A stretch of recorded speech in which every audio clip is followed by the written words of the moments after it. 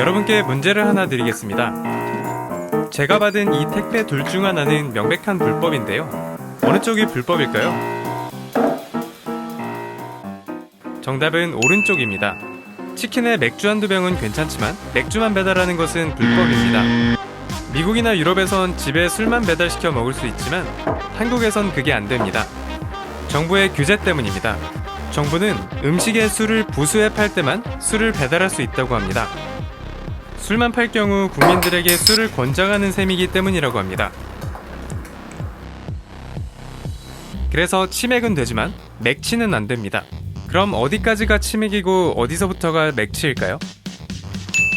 그건 아무도 모릅니다. 정부가 정한 규정엔 부수한다는 말만 있을 뿐 어디까지를 부수한다고 볼 수 있는지에 대한 기준이 없습니다. 술값이 음식값보다 비싸면 안 되는 건지, 음식이 이만큼, 술이 이만큼이면 되는 거지? 이런 기준이 없습니다. 주류 배송 사업을 하던 한 스타트업은 바로 이 규정 때문에 얼마 전 사업을 중단했습니다. 이 회사는 음식과 술을 함께 배송했습니다. 부수한다는 조항에 맞추려고 음식값이 술값보다 비싸도록 상품을 구성했죠.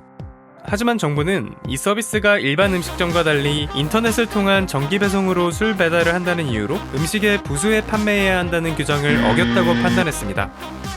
그렇다면 이 둘 중 합법인 것은 무엇일까요? 둘 다 인터넷으로 정기 배송되는 상품입니다.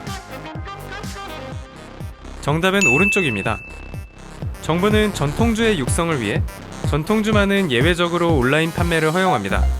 그래서 전통주는 술만 배달해도 합법이지만 다른 술은 음식에 부수해 팔아도 해석의 여지에 따라 불법이 될 수 있습니다. 국민들에게 술을 권장하지 않기 위해 술을 단독으로 판매할 수 없다는 규정과 앞뒤가 맞지 않습니다.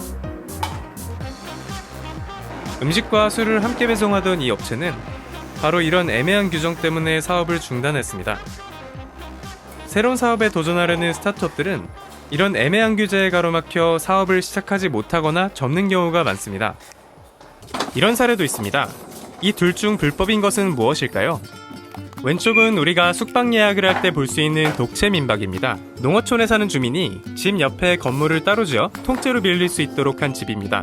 오른쪽은 빈집을 이용해 민박업을 하는 경우입니다. 원래 주인이 살다가 떠난 빈집을 리모델링해서 관광객들에게 숙소로 빌려주는 경우입니다. 어디가 불법일까요? 사실 둘 다 불법입니다. 이유는 국내 법에서 집주인이 현재 살고 있는 집에서만 민박을 할 수 있도록 하기 때문입니다.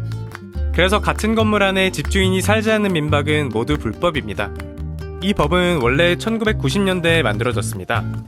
이때만 해도 농어촌엔 실제 사는 사람들이 많았죠.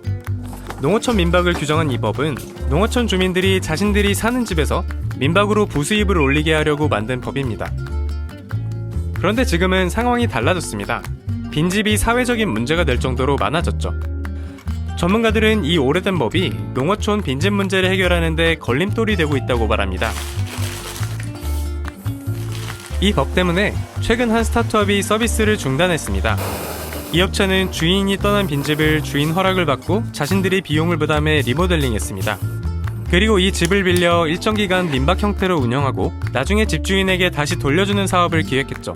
제주도를 비롯한 유명 관광지의 숙박업소 부족 문제와 농어촌의 늘어나는 빈집 문제를 동시에 해결할 대안으로 주목받았습니다. 그런데 집주인이 실제 거주해야만 민박이 가능하다는 규정 때문에 사업을 중단했습니다. 이 업체는 아직까지 본인들처럼 사업을 한 경우도 없고 거기에 딱 들어맞는 법도 없기 때문에 농어촌 민박으로 적용하려다가 이런 일이 생겼다고 주장합니다. 다시 말하면 딱 맞는 법이 없어서 있는 법에 끼워 맞추려다 보니 불법이 됐다는 겁니다. 이 업체는 왜 꼭 이런 식으로 법을 적용해야 했을까요? 이유는 한국법의 특성 때문에 그렇습니다. 한국의 법 체계는 원칙적으로 법에서 해도 된다고 하는 것만 허용합니다. 할 수 있는 것들을 쭉 열거하고 그 밖의 것들은 금지하죠. 이렇게 할 수 있는 것들만 나열하는 방식을 포지티브 규제 방식이라고 합니다. 법에 나와 있지 않은 내용은 할 수 없거나 다른 법을 적용하거나 딱 맞는 법이 생긴 후에야 할 수 있죠. 그래서 전에 없던 새로운 서비스가 나오면 그것이 소비자에게 어떤 영향을 미칠지 엄격하고 신중하게 검토할 수 있지만 한편으로 너무 경직될 위험이 있습니다.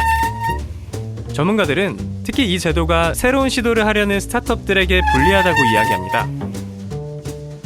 이와는 반대로 하면 안 되는 것들을 정해놓고 그 밖에 다른 것들은 일단 허용하는 규제 방식을 네거티브 방식이라고 합니다. 하지 말라는 것 빼고는 원칙적으로 다 할 수 있는 방식이죠.